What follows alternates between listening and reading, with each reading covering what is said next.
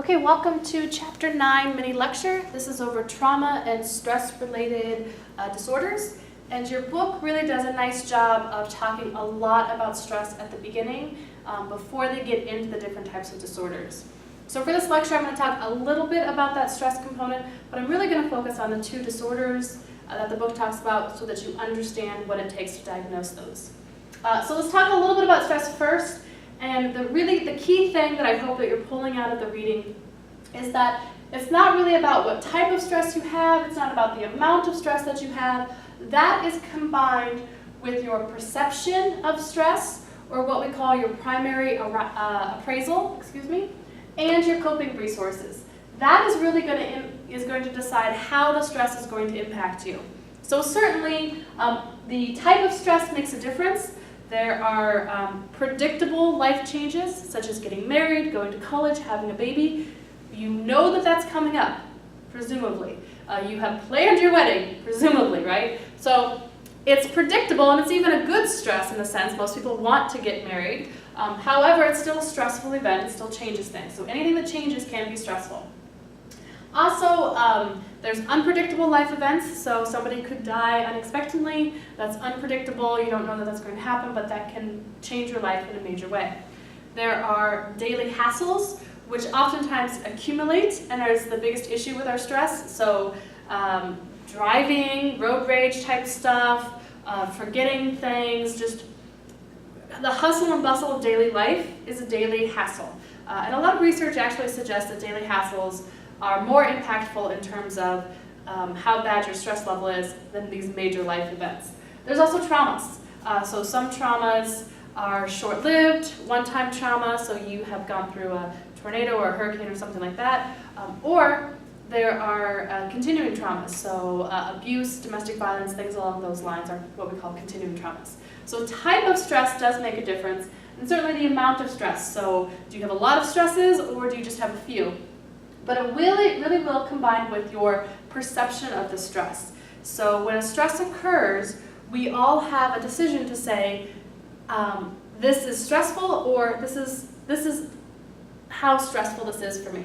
So sometimes when something happens, so two people experience the same event, they then have what's called primary arousal, where they decide, this is a stress that I can handle, I feel like it's going to be okay, or this is a stress that I can't handle, I'm overwhelmed and I don't know what to do. A great example of this is when somebody dies. We all have different grief reactions, we all have different bereavement, and so sometimes we're like, this really sucks, but I know I'm going to get through this, or I'm just overwhelmed and I don't know what I'm going to do. Those are two different primary appraisals, and those are going to lead to different reactions, stress reactions. In addition to that is coping resources, which is really linked. So how are you going to cope with the stresses that you have? Do you have the resources in order to cope with it? So do you have social support around you? The book talks about emotion coping versus cognitive coping, or problem coping. So you can kind of see how we use different coping styles. And this is key. There isn't a good coping style and a bad coping style. The key is that we are able to use multiple coping styles to really deal with our stress in the most effective way. So if a person perceives that something's going to be very stressful and they don't have a lot of coping resources, then the stress is likely to impact them in a worse way, might even to the point where you end up with one of these disorders. So let's talk a little bit about adjustment disorders and PTSD. So adjustment disorders are a little bit different.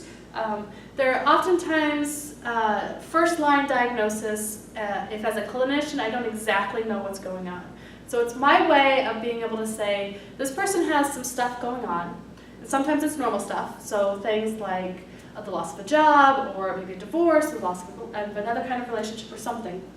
So they have something going on, and it's affecting them in a stronger way than it normally would. So either their perception of it is pretty severe, or they don't have enough coping resources, or for whatever reason, it is really affecting them in a non-normative way. So adjustment disorders are my way as a clinician to say, stuff's going on, so hey, insurance company, please pay for their treatment. Theoretically or pragmatically, that's kind of what it's about. So it's our way of being able to say there's something going on, but I don't want to stigmatize you and give you a full-blown mental illness. So adjustment disorders only exist as long as the criteria is there, as long as the symptoms are there, then they go away, so it's not an illness that you have forever. The key is that we have to have an identifiable stressor. So there has to be something that happened that you are adjusting to. And again, this could be something kind of normative, like maybe your children have gone away to college, and so you're experiencing some severe empty nesting kind of things, or maybe somebody has broken off a relationship with you or something along those lines. So there has to be identifiable stressor. And the symptoms have to occur within 3 months of that identifiable stressor. And this is kind of subjective. It has to be out of proportion with what that stressor is. So we all get stressed out if we lose a relationship. But there is a difference between sort of normative grieving over that relationship and going down a path where you are just experiencing symptoms that are out of proportion with that. So that's kind of important. As a clinician, we have to make that subjective call that they're out of proportion and or that it's causing some kind of functional impairment. And so clinicians usually use the functional impairment criteria because it's easier to assess. So something could be going wrong. So maybe you had, again, the end of a relationship, and so now you're not getting up and you're not going to work or calling in sick a lot. It's causing a problem in your occupation. That's functional impairment. That's easier to spot than for me to say, I think that you are experiencing this out of proportion with what you should. Okay, 2 key things. It cannot be about grief. So notice I didn't say that there was necessarily a death in the family. So grief is considered a normative reaction. Bereavement is considered a normative reaction. So we do not diagnose adjustment disorder if the person is dealing with grief. There is such a thing as complicated grief or complicated bereavement, and there's been talk about adding it into the DSM, but that's a whole other category.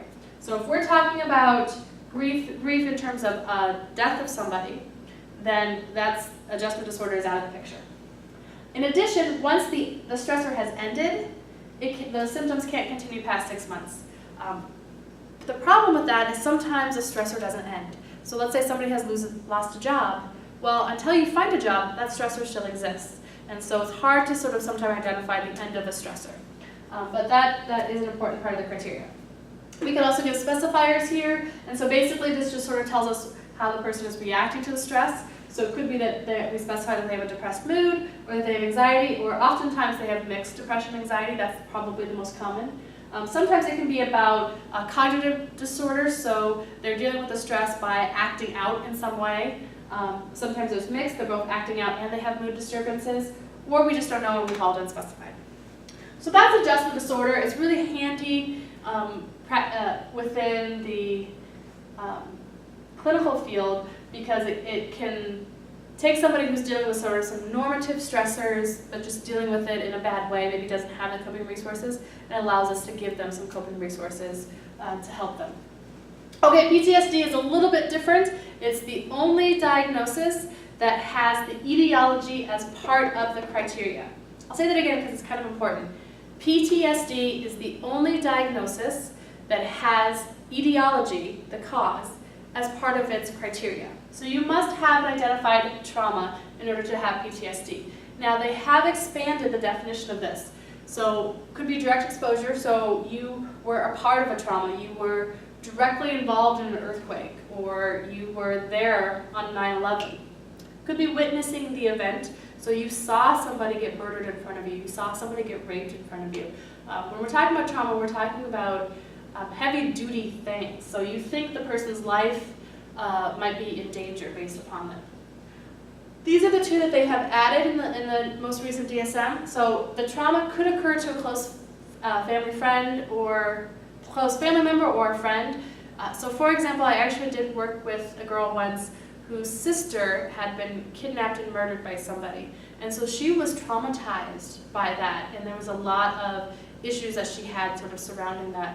So that would classify her with PTSD now. At the time, this wasn't a part of the criteria, but at the time I could now diagnose her with PTSD because she had a close family member that experienced a significant trauma.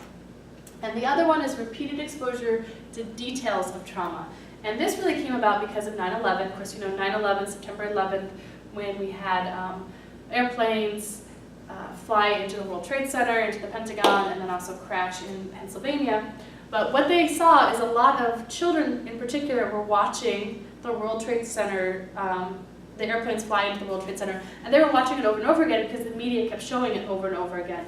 And a lot of these children actually experienced some, what we call vicarious trauma, because they kept seeing these details. And so we've really added that in as part of the diagnosis. So somebody who experiences repeated details of trauma could experience PTSD from it.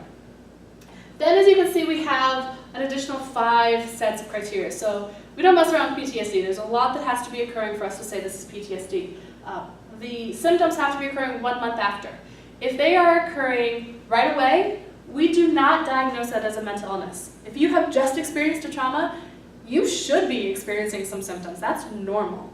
So we actually wait at least 3 days. If you continue to have symptoms 3 days after the event, then we call that acute stress disorder. So between 3 days and 30 days, that's acute stress disorder. If it's still happening after a month after the trauma, then we can go to the PTSD realm. You must also have at least 1 intrusive symptom, so flashbacks, nightmares, reoccurring thoughts that happen, things along those lines. So intrusive symptoms, symptoms that are coming into your head and you don't want them to. You must have at least 1 avoidance symptom. We define that as either internal avoidance or external avoidance. External avoidance might be avoiding an area, so maybe you had a really bad car crash, and so you don't drive in that place where you had the car crash anymore. Internal avoidance might be you don't want to talk about it, you're avoiding the internal stimuli. You must have 2 cognitive or mood symptoms. That's about lack of concentration or depressed mood, things along those lines. And you must have at least 2 physiological arousal symptoms. So we often call that like hypervigilance, so people can scare you easily, that kind of thing, or you have restlessness or fidgeting, or you're getting into fights a lot, things along those lines. So those are the symptoms for PTSD.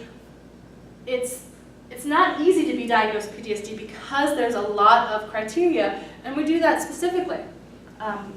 Estimates of anywhere between 60 and 90% of people will experience some kind of trauma in their life. That's a high percentage. Most of us will have trauma in our life. However, civilian populations, less than 10% of us will experience PTSD. So PTSD is not a normal reaction to trauma. Most of us will have trauma and we will be fine. We won't go into the PTSD realm. Few of us will go into the PTSD realm. And usually that's about this component and maybe a biological, some biological components as well. But very few of us will do the PTSD. Now, notice I said civilian because military populations are a little different. It's higher, of course.